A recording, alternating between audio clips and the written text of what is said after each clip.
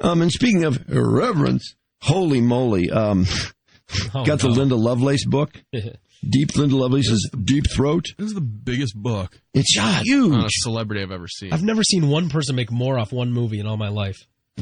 She made a few movies. She actually made a couple other movies. Linda Lovelace, Deep Throat. That's what she did, though. I mean, have you seen the movie? No, I mean, you haven't seen the movie? I don't think so. You got to see what she does before you put it down. Would it really be that's shocking to us nowadays? I think you'd be impressed. We've seen horse videos. I mean, I think you'd be impressed. It was internet. Just see the movie first. I think what's interesting about that movie was that was the first porn movie that was mainstream. People went to the theater to see that movie. That's amazing to me. It is. It's incredible. Was it before Behind the Green Door? It was right around the same time. It was a little bit before.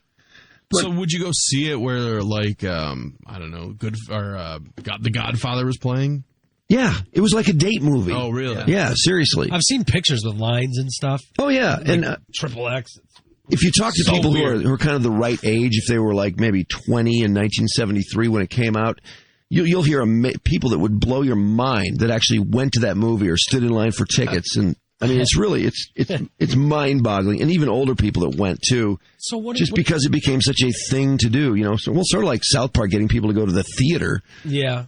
But that's a regular movie theater. That's not a spank theater or anything like that. No. That's what it was in, regular movie theaters. So absolutely. What do you got? You've got a theater full of people. What are they just sitting there all just rock the whole time? I mean, I think it was kind of a date movie. Seriously.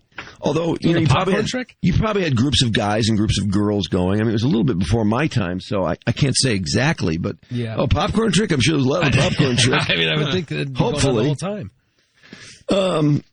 But it was a huge deal, and Linda Lovelace's performance, I just can't say enough about it without I don't know what to tell you. I think if you saw it, you'd be impressed. I'll just put it that way. And the thing about her is she became this humongous icon in popular culture, not just in the porn world or the kinky movie world, and not just in the movie world. She just became this giant icon, and everyone, I mean, every male in Hollywood, pretty much in the world of celebrity, wanted to get a beeger from Linda Lovelace. That's what fills this book, is her stories about all these people. And, I mean, the stories are incredible and hilarious. Really? Yeah. How many pages is it? Yeah. God, it's ridiculous. It doesn't need to be this long. It's 1,000 pages. It's 600 pages. 600 pages. But this chick, I mean, she got to serve as Elvis. I mean, everybody. Frank Sinatra. She did Frank Sinatra. Yeah, that's pretty impressive. That story's pretty funny. It's got a pretty nice, impressive team photo. Oh, her team photo is amazing. There's talking here, a lot of talk about Marilyn Chambers, too, who was the female star of Behind the Green Door. And she had been, what was the soap box she was on? Ivory Snow. Ivory Snow, right. She was the Ivory Snow girl. And then she went porno. Man, did she go porno. When she went porno, she went porno. Woo! Because Behind the Green Door was one big dude. One mighty big black dude. Now, wait, why don't we know that guy's name? It's funny that we all know who Marilyn Chambers is, but it seems he deserves his credit. No one cares. You think the chicks would remember him. Jeez. Sure got her excited. Sure got her pumped. Oh, she serviced John Lennon. Oh, nice. Wow. Good for her. Sammy Davis Jr. Sammy Davis Jr.'s story is really funny. Why? Just imagining Sammy talking the way, I mean, she quotes these people. Yeah, right there, babe. Right there. Johnny Keys, by the way, the star of Behind the Green Door. Johnny Keys? Johnny Keys. Thank you. Sammy wanted to learn her technique so he could use it. Sammy, yeah. Sammy would blow guys. Yeah, Sammy would perform on guys, apparently. Sam Jr.? Sammy Davis Jr., yep. Weird guy. Oh, come on, where's my Sinatra story? I know I dog-eared the Sinatra part. Oh, here we go, okay. Linda tried to enlarge her wardrobe whenever she had the chance. Consequently, before a prearranged rendezvous in Sinatra's suite, she's in Vegas and she's basically going from hotel to hotel, to room to room to room to room, basically trying to comply by servicing this long list of guys that are in Vegas at this particular time. So she's going from Eddie Fisher this night, Elvis that night, Sinatra this night. Oh, she can sneak Sammy Davis Jr. in the afternoon there. Oh, that's great. I mean, it's amazing. And she usually gets money, too, from virtually all these guys. She either gets money or some credit or, dinner here or something. Well, she should. Absolutely. In fact, Sinatra, they gave her $1,000 in 74. That's a lot of money. Let's get deep. Zeller collides with Holes. Out high. Oh, 72. 72. 74, yeah. Since Deep Throat's 1972. No? Well, this is after the movie. This is a while after. I don't know how long after.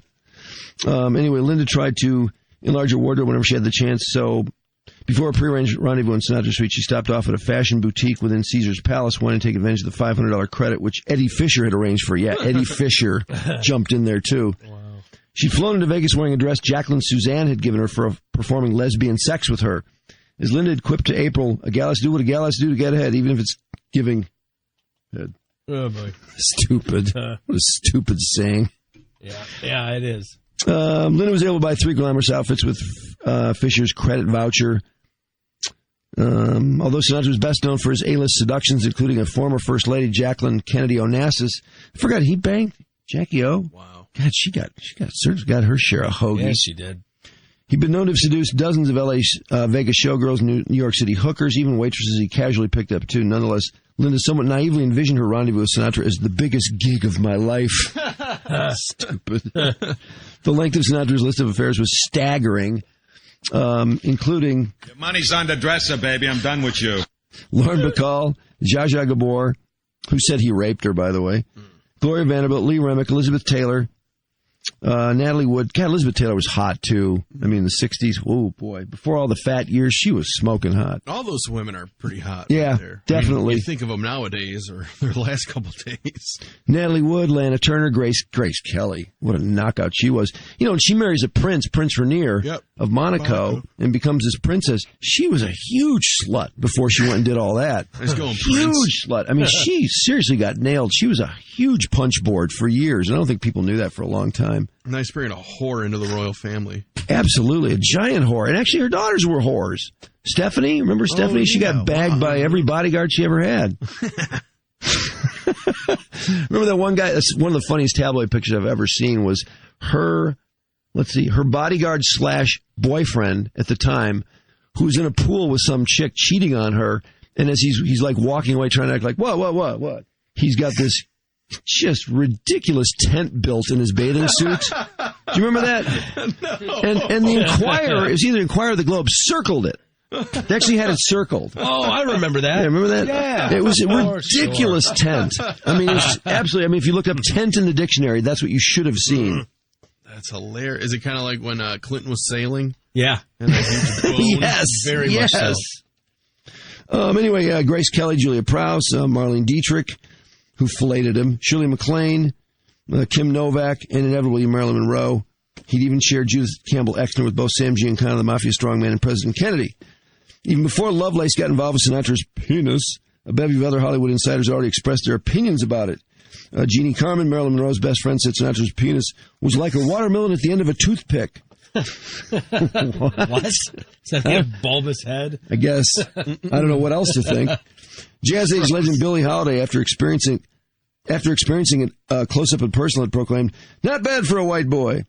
Fellow Rat Packer Peter Lawford related a story around Hollywood that stated Ronald Reagan, so I hear, once bragged to Sinatra that he had 8 inches. Our chairman of the board shot back at Reagan, "I've got that much soft." I've got that much soft. He's a Cialis 8, and he's a soft 8. Oh, boy. In a widely publicized quote, Sinatra's former wife, Ava Gardner, claimed, "There's only 10 pounds of Frank, but 110 pounds of," rhymes with block. Oh, no. Really, Ava, aren't you wild? And perhaps wittiest and most deeply steeped in the ethos of the entertainment industry, Judy Garland, after she filleted Sinatra, drunkenly accused him of trying to break my jaw so your records will outsell mine. Devious. These comments, amplified by gossip transmitted by an armada of showgirls, call girls, and casual pickups, combined into a canon of beliefs about Frank Sinatra's penis that were firmly in place before Linda Lovelace ever entered his orbit. It's a reception as, boy, Sinatra, that guy, what did he not have? Oh, he's short. He was actually, which bugged him, definitely bugged him. And he was bald, which also bothered the hell out of him. He was? Don't write me a book, kid. Yeah, he wore a piece. He wore a piece the last 20 years of his life. Man. At the reception desk at the Sands, a bodyguard was summoned to escort Linda up to Sinatra's suite. When they reached one of the upper floors, the guard ushered her in to meet Frankie. "Hi, babe," Sinatra said. "Hi, babe." He was seated having a drink on the terrace of his suite. He's with this guy who she doesn't know, and Sinatra actually says in front of the guy, I think, the way they describe this, he says, "This lowlife here is Sid Luft. I'm sure you've heard of him." This lowlife here is Sid Luft. She had not, but pretended she had. "I'm honored to meet you, Mr. Sinatra," she said in as demure a voice as she could manage. She lied when she told him, "You're my favorite singer." "All I ask, Linda, is for you to keep me out of these memoirs you'll write in the future," Sinatra said. "It seems that every chick who's ever come into contact with me wants to write about me or sell something to the tabloids. If I'd had as many love affairs as they give me credit for, I'd now be speaking to you from a jar in the Harvard Medical School." She soon realized she'd interrupted the closing moments of a business discussion Sinatra was having with Luft. Both men ignored her as she was seated. The bodyguard brought her a Coke, as she requested. Luft and Sinatra chatted for another few minutes before she realized that Luft had been the husband of Judy Garland, although she found it impossible to leave, as she'd later tell April, her friend. "A great star like Judy Garland would marry a fat toad like Sid Luft? I can't believe it." Or a lowlife, as Sinatra called him. Is he a beard? Sid Luft? Was she a lesbian? Lovelace? No. Judy Garland? Yeah. I don't think so. Why is she so associated with homos? Well, being a friend of Dorothy. Yeah, if you're a friend of Dorothy. It's probably more the Wizard of Oz, I would assume. I guess. I think they just love her and they love Liza and, the Wizard of Oz. I don't know. Maybe somebody could explain that. Could somebody, 313-298-WRF, or maybe drop us a text, 4WRF, or an email, explain that? What is that? A friend of Dorothy is supposedly your way of saying, one way you can say you're gay. Yeah. Or ask someone, are you a friend of Dorothy? referring to Dorothy of the Wizard of Oz, played by Judy Garland. There's a lot of things in the kind of the gay orbit that I've wondered about, like certain people that are popular, like Bette Midler, and I guess because she played a lot of gay bars in her early career, and Joan Rivers did too. She played a lot of gay clubs and whatnot. Super gay friendly to the audience. Yeah, absolutely. Yeah. So let's see, where was I? Finally Sinatra diverted his attention to Linda. "Welcome to show business, doll." "Are you sure you want to make this your profession?" "I think I do. There's talk now of putting an act together for Vegas." How stupid. Yeah. We'll get right on Actually, that, you know what? I think they did put an act together. I'll get to that. What? I have no idea. Like singing or something? Filleting guys? That's the only act I would could ever imagine paying a dime to see. Yeah, I don't understand what she could do on stage that anybody would care about. I'm pretty sure they did put something together for her, but anyway, yeah, that's what they said. Are you sure it makes your profession? I think I do. "Let me stage it," Luft said, the low-life friend of Frank's. To Linda, he seemed drunk. "The climax, no pun intended, would be when you let Frankie come out, no pun intended, and you give him history's greatest onstage BJ for a blast-off, no pun intended." How ridiculous. Sinatra says, "Get out, you bum." To Sid Luft, "I don't even know why I agreed to have a drink with a lowlife like you. You effed up Judy's life, and I'll never forgive you for that. Get out of here." God, he's such a dick. No, he is. Sometimes I love him for it, though. I know, it's funny, though. Turning to Linda, Luft said, "Judy effed up her own life." Then he looked at Sinatra. "See you around, pal." After Luft's exit, Sinatra said, "Sid's a bum, but at least he was a better husband than that fag, Mark Heron, who Judy married in 1965. Judy told me after 5 months of marriage, their relationship was never consummated. Guess what? Heron was getting effed, or else effing Peter Allen, who was married at the time to Liza, her daughter. You figure it out. Welcome to show business." It's almost just like the Phil Hartman. It is. It is. That's really funny. Linda was anxious to shift the dialogue away from Garland onto herself. "Sammy told me you saw Deep Throat at the Pussycat and liked it." Yeah. I know, she's I can't so... believe you can have a conversation with her. It's funny. She's so excited to hear how everyone liked her movie. I mean, everyone she talks to in this book is like, Did you like the movie? Did you like Deep Throat?" "Oh, yeah, I loved it." And she's so happy when people report they liked it. Of course, who's going to say they didn't like it? "Oh, hell, let's face it," Sinatra responded. "It's a bleep movie, but I admired your technique. Dietrich knew how to do it, but Lana told me, don't put the big old dirty thing in my mouth. It ain't dirty, baby. Other than Bill Holden and Ronnie Reagan, I take more showers than anybody. It ain't dirty, baby.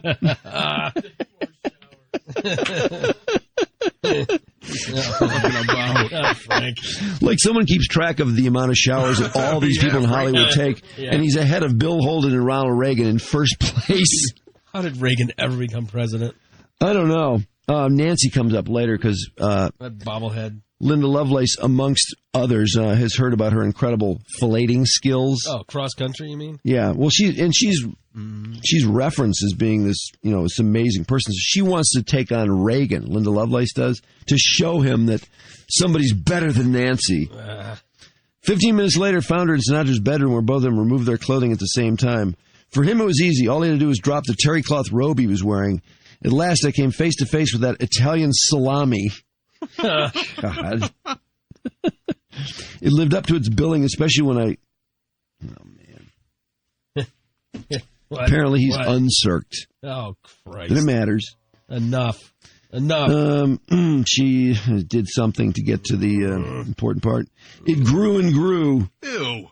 From the sounds coming from the crooner's throat, he really dug it. And then there's some other stuff I cannot even come close to repeating. After sex, Sinatra, like William Holden, she'd been with William Holden a few days before this, headed for the shower, but unlike with Holden, he invited her to join him. After I'd washed all his vital parts, I gave him a first-class RJ, as in rimmage. Oh, no. Under the running water. No. Frank loved it. Well, he Sorry, takes a lot I'm of just telling you. showers. I didn't do it. I'm just telling you what happened. He leads the league in showers. Who cares? Yeah, he's a clean guy. He loved it and told me that some whores refuse to do that. Some whores. As he dressed into a tuxedo. That makes her feel better. He asked her to his show, telling her that he let his bodyguard escort her. Unfortunately, I can't seat you at the head table. It's already booked by June Ellison and Dean Martin. Those two are carrying on, but I want them to cool it in public. They're sharing this suite, but I've sent a man and a woman to sit with them tonight as beards. Even though Sinatra urged discretion, Linda noticed Allison and Martin at the head table were rather obvious about their intimacy. The next day, one reporter wrote, the shenanigans of Dean Martin and his tag-along, June Allison, America's former sweetheart, raised plenty of eyebrows. Frank Sinatra needs to tell his friends to get a room. It's actually in the paper? God, yeah. Oh. Before I went on stage, Frankie gave me my marching orders, Linda said. He told me to go to the suite after the show because, as he said, I missed a few holes to plug. Oh, Jesus. God. Cut it out. And there's more. We'll leave it there, though. This Linda Lovelace book, let me see if I can find the Elvis part real quick, because that was a hell of a story. Oh, yeah, here we go. This is funny because Elvis... It's amazing how all these guys know of her, and everyone wants, of course, that one thing with her, and she's more than willing to put out. She wants, in most cases, she wants something like she gets a $500 credit at a store in Caesar's Palace from Eddie Fisher. Hey, Sinatra gives her $1,000. That'd go a long way in '74, though. Oh yeah, absolutely. She earned it. She wanted to meet. Elvis was always the one she wanted to meet, and she was in Vegas, and she knows he was going to be at the Hilton. So, let's see. She's with this guy. I forget what this tool's first name is. His last name is Winters. I think it's Chuck Winters or something. But he claims to know Elvis, so she hears them chatting on the phone. She says it was obvious they were friends. So he said we could get together in his suite later. And, of course, dropping Linda Lovelace's name, you figure, Yep. You can get anywhere with anybody. So I was finally going to meet Elvis the Pelvis. I'd been something in my genes over him since the 1950s. I love the way this chick talks. Colonel Tom Parker came by before the show and warmly embraced Winters. Loved your movie, the Colonel then said to Linda. You don't look naughty at all, sort of innocent. Yeah, right. I thanked him, she later said, assuming he meant that as a compliment. Later that night, the house lights dim. Elvis was announced as the curtain went up and the lights went on. He bounced into view wearing a fringed white jumpsuit with gold braid. Although he no longer looked like the fantasy man of her dreams, he shook his hips, wiggled his ass, and did bumps and grinds with his pelvis. She knows he'd aged, but he still did all his familiar stage maneuvers with a kind of self-satirization. By the end of the second show, Lynn and Winters visit Elvis in his suite. In the living room, she noticed a lot of security guards. A lot of crowd milling around. She wondered if Elvis knew all the people in his quarters. A guard came for them, ushered them into the innermost of Elvis's private rooms. Of all the stars she'd met in Hollywood or Vegas or even Miami, she'd always claimed Elvis was her biggest thrill. Here was her dream man in person. He was not only shaking her hand, but kissing her on both cheeks. She took in the vision before her. It didn't quite match those pictures on the wall. He was overweight and looked puffy and bloated. We talked to him for 15 minutes. It was all about Aikido and karate. After 13 years of hard work, Elvis was proud to have earned a 7th degree black belt in karate. He had aged and his face showed a lot of hard living reflected in that face. David already told me Elvis claimed to seduce at least 1,000 women before his marriage to Priscilla. Soon they drifted through the open door into Elvis's bedroom. On the bed, Liza Minnelli sat next to Linda. On the other side of her... Naked and just tell me you love me, Junie Moon, by the way. Yeah. Okay. Liza Minnelli. Yeah, sorry about that. It's just a reaction. On the other side sat Alice Cooper. Oh, wow. David was also on that bed. David Winters, I guess is his name. So was Chubby Checker, of all people. What a lineup of people. Linda Lovelace, Liza Minnelli, Chubby Checker, and Alice Cooper on Elvis's bed. Where's pictures? I wish. We're on the 13th floor of the Hilton. Everybody, it seems, was on that bed except Elvis himself. Then Elvis approached, stood by her, and placed his hands on her shoulders as if to massage her back. Of all the people in the room, I was the only one he touched, and that gesture obviously wasn't lost on David, but he didn't seem jealous. Before the night ended, he had guys who worked for him practice karate with him. One of them would lunge towards Elvis with a knife, and Elvis would throw him on the floor. Oh, yeah. I'm sure that lunge was a really tough attack, too. These guys are just shills. Yeah. Before we left that night, he'd shown his skill to us with at least 5 different guys. I was impressed. A lot of guys on his staff must have had some sore asses from getting thrown on the floor by Elvis. Oh, I'm sure. Forgive me, Linda Lovelace can't say anything that doesn't have a sexual meaning anymore. Sore asses, whatever. So somehow in the course of this, I think Elvis slips her a note. Let's see. Oh, when Winters, the guy she was with, excused himself to go to the bathroom, Elvis whispered, "Be here at 3 o'clock tomorrow afternoon." That was an engagement she planned to keep, so Elvis waited until the guy's gone to arrange the rendezvous. So Winters had scheduled an appointment for himself the next day, so she slips away to the Hilton. A guy from Elvis's Memphis Mafia took her right up to the suite and into Elvis's bedroom. The king of rock and roll was lying on the bed wearing a pair of white silk shorts with red polka dots. He was watching a Western on TV. Boy, this all sounds very real, at least from what I've heard of Elvis. At last I saw that nude stomach of his. He looked like he had too many chocolate milkshakes, but he still looked sexy. Come on in, sugar baby. Daddy's waiting for his gal. Oh, Elvis, I'm so thrilled to be here. Now, honey, come up with a better line than that. I hear that one all the time. I'd rather you be thrilled when you leave Big Elvis after sampling Little Elvis. Oh, he's complaining about her line? Wow. I love those shorts of yours. Now I know what to buy for you for Christmas. Oh, you're going to be giving Christmas gifts. Yeah, sure. Years ago, a guy named Bill Black bought me a pair of shorts like this. When he found out I didn't wear underwear, he thought they were sort of joke, but I fell in love with them. I've been wearing white silk drawers ever since, with red polka dots. Then he looked at me real serious. Speaking of panties, I got to ask you the big one. Are you wearing white panties? No, yes, sir. If not, I can get one of my boys to bring you a pair. I was obsessed with those. He was. That's not all he was obsessed with. Well, yeah. Stand by. That's gross, man. You're in luck, she said. I nearly always wear white panties. Another thing, he said, sitting up in bed and looking very serious. It is very important to me that some of the pubic hairs peek out of the elastic band holding up them white panties. Monkey. Yes. Peeps out over the elastic band holding up them panties. Your luck has run out, she said. I shave. Oh, no. Well, That's for today, gross, man. Well, for today, at least, it doesn't matter because I don't plan to F you, but to do something else.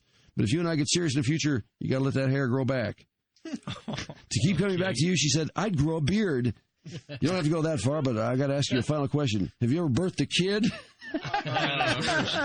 She lied to him, telling him she had not.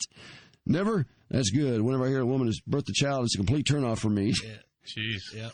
That's gross. His That's what he wife said. has got That's a gross. kid. His wife, yeah. That's gross, man. Priscilla then must be really hard up for blank after giving birth to baby Lisa Marie. If you don't mind, Sugar, calls her Sugar Bleep. Sugar T.I. blank. Oh, the Mel Gibson word, right? Yes, the Mel Gibson term. I'd rather not go there. Okay, doll? Sorry. He reached for her hand, pulling her down to kiss him. If we're not going to F today, what are we going to do, she asked. Don't I appeal to you? It's not that. Little Elvis is not in working order today. I have this problem. We go, Natalie Wood was here. I blanked her endlessly, but she couldn't reach a climax. I have this... This is so bad. Elvis claims that he's got this delicate foreskin that was injured. He's got a slight tear. So he can't. Come on, King. So he just wants her to... she can't even do her thing. He just wants her to have a little fun with her head. What? And that's it. Really? Yeah, just HEAD action. I mean, literally. Like a ice cream cone? I guess so. All right. Yeah, that's what she's known for. So she says, hey, I guarantee you I can get you off just doing that. They don't call me Linda Lovelace for nothing. So she looked down and saw that he'd already produced an erection amid the garden of all those polka dots. Actually, this is weird. I didn't remember this. She'd seen that erection before, as had millions of other fans. In the 1962 movie Girls, Girls, Girls, Elvis had produced an erection when he was singing and dancing with Laurel Goodwin. Viewers who looked carefully had spotted his hard-on encased in a pair of black pants, something the film's editors had missed. Finally pulled off the shorts, and I got to see this is Linda talking, not me. I got to see the erection without it being covered by fabric. He was uncircled and about 6 inches hard. But it was Elvis's blank and worthy of blank, even if I was confined to just the blank. I hope that someday in the future he'd summon me back for the works. As she was leaving, one of the Memphis boys, she didn't know his name, pointedly asked her, how's the king in the sack today? I didn't get blanked, if that's what you mean. I love the way these people talk to each other. I mean, Jesus. Everything's a swear word. Did she say he had an anteater? Yeah. Yes. Yeah. That's wild. Yep. She also says John Lennon, same thing. Really? Yeah. Oh, wow. Same thing happened when I brought Natalie Wood into this bedroom. About 20 minutes, she stormed out complaining, your boss is all hands, no action. If Elvis calls you back, he better be ready to blank me. God, do people really talk like this? Then she looked around the room at us Tennessee boys and said in a rather loud voice, I think all you guys are homos. And she stormed out. And there you have it. Linda Lovelace and the King. Wow. Not much of a story. A lot of talk, not much action. I love it. I know, it's funny. Him doing all that karate to show off. How stupid. But the fact that she caught him when he was the bloated Elvis, though, that's kind of a bummer. Yeah. You know? That seems to be pretty much the way most people caught him that were... I mean, there's a lot of talk about what he did in the early days, but you don't hear much about it from the ladies. I'd like to say something right here. Those of you who saw the morning paper, or the evening paper, whatever it was, they gave us a fantastic write-up. No, they did. Except they said I had a paunch here. I want to tell you something. I got their damn paunch.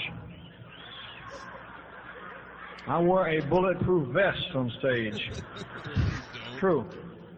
You know, in case some fool decides to take a 22 and blow my belly button off. Some fool. That's the truth. I got his paunch. Son of a bitch. I tell you what, the guy who wrote the article gave me this. He thinks it's me. See? That son is a paunch, any way you look at it. This way, that way, up here, it don't matter. You know, silly looking fool. Man, he sounds wasted, doesn't he? Like jowly and stuff, you know. It doesn't sound like him. So, I don't pay attention to rumors. I don't pay attention to movie magazines. I don't read them because they're all junk. And, no, I don't mean to put anybody's job down. I'm talking about they have a job to do, and they got to write something. So if they don't know anything, they make it up. You know. So in my case, they make it up. A little polite crowd flying around. I got sick in the hospital. Well, I was. You know, in this day and time, you can't even get sick. You are strung out. Well, by God, I'll tell you something, friend. I have never been strung out in my life. In the last 5 minutes. When I got sick here in the hotel, I got sick here that one night. I had 102 temperature. They wouldn't let me perform. From 3 different sources, I heard I was strung out on heroin. I swear to God, hotel employees, Jack. Bellboys, freaks who carry your luggage up to the room, people working around, you know, talking, maids. And I was sick. I was, you know, I was getting, had a doctor, had the flu, and I met over one day. It was all across this town. Well, I told him earlier, and don't you get offended, ladies and gentlemen, I'm talking to somebody else. If I find or hear the individual that has said that about me, I'm going to break your goddamn neck, you son of a bitch.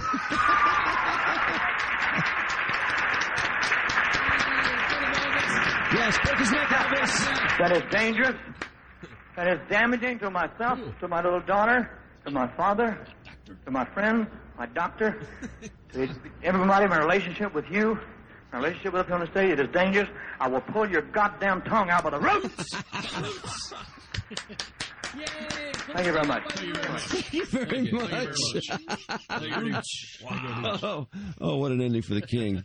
Linda Lovelace, I was questioning whether she had much in the way of sports, because everybody wanted to get a piece of Linda Lovelace and her incredible technique. And she says, well, the memoir says, Linda's memoir suggested she had sex with a horny football player, a known womanizer. Linda's fans assumed she was talking about Joe Namath, who was blazing a seductive trail across America.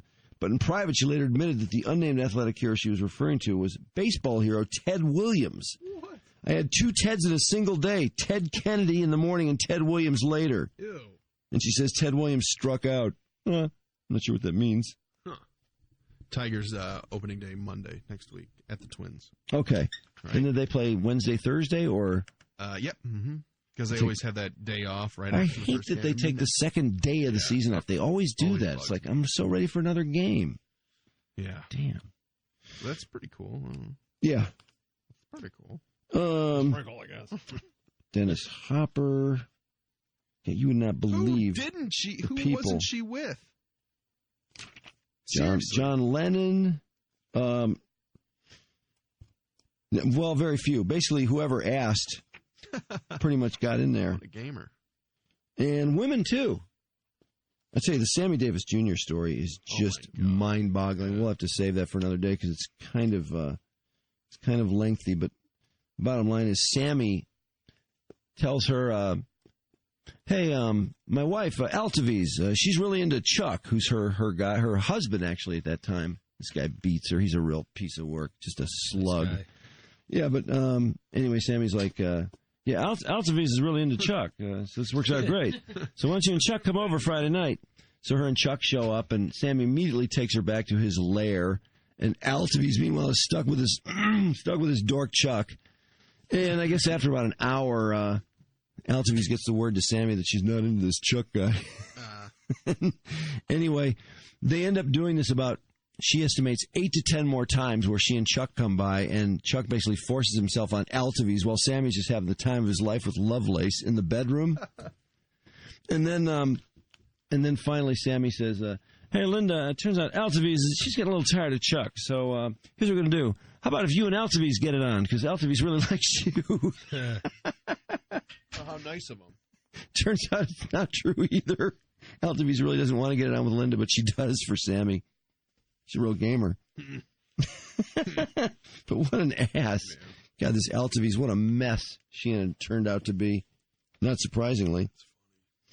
Oh, there's a story about Paul Newman and Scott Newman, his son. She has a 3-way with father and son. Oh, cool. no. The hell is that? What was that? That's just too weird. You and Al getting it on, Mark? Huh? All right, never mind. I'm going to throw up. What a visual. Yeah, scratch that. I'd actually pay to see that. Oh, what? You'd pay to see that. Yes. You're under suspicion. Yes. How If much? the chick was hot. How much? If the chick was hot. You think enough money, Al will go for it? Yeah. Gross. God, that's so gross. Oh, of course, Warren Beatty gets in there. God.